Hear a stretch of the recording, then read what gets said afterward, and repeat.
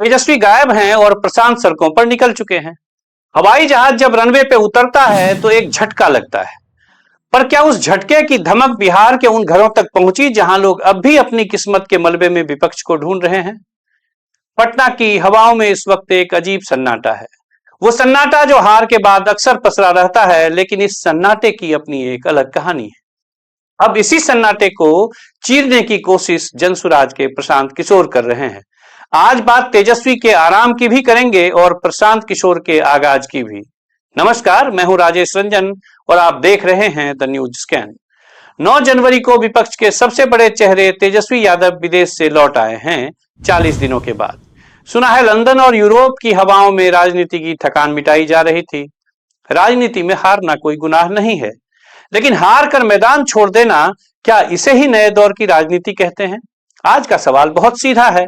क्या बिहार में विपक्ष ने सरेंडर कर दिया है, या फिर बिहार की खाली पड़ी सड़कों पर कोई और अपनी जमीन तैयार कर रहा है? 2025 के चुनाव नतीजों ने एनडीए को 202 सीटें दी, प्रचंड बहुमत दिया। जरूरत थी एक मजबूत विपक्ष की। सत्ता का अहंकार होना एनडीए के लिए लाजमी है, लेकिन विपक्ष का क्या?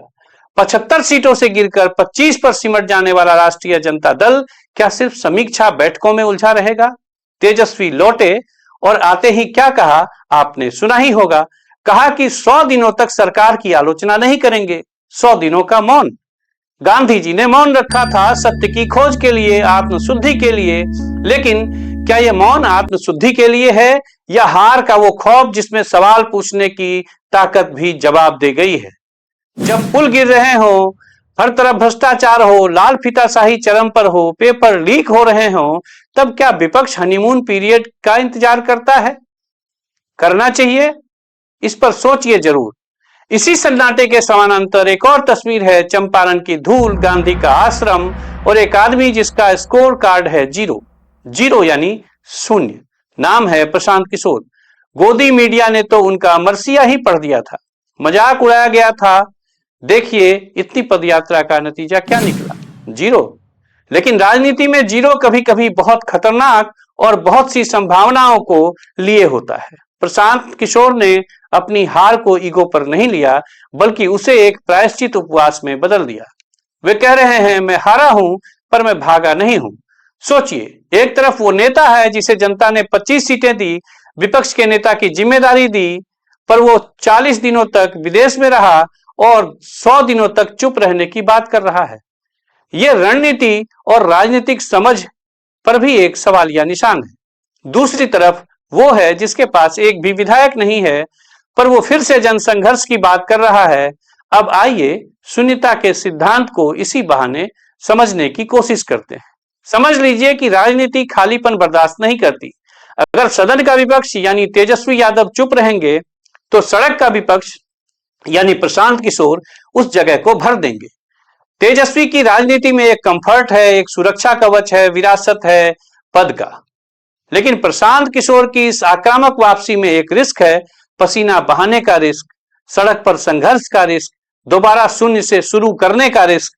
प्रशांत किशोर ने सचिन तेंदुलकर का उदाहरण दिया कि जब सचिन जीरो पर आउट होते हैं तो लोग आलोचना करते हैं, पर वे खेलना नहीं छोड़ते।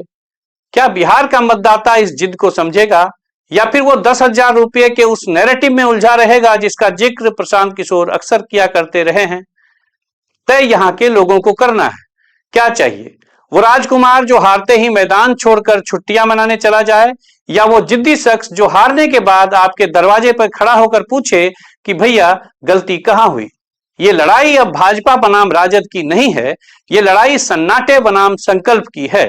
एक तरफ वो है जो लंदन के ड्यूटी फ्री शॉप में शायद अपने लड़ने की जिद लेना भूल गया, और दूसरी तरफ वो है जो गांधी की भितिहरवा की मिट्टी से एक नया नैरेटिव गढ़ने की कोशिश कर रहा है।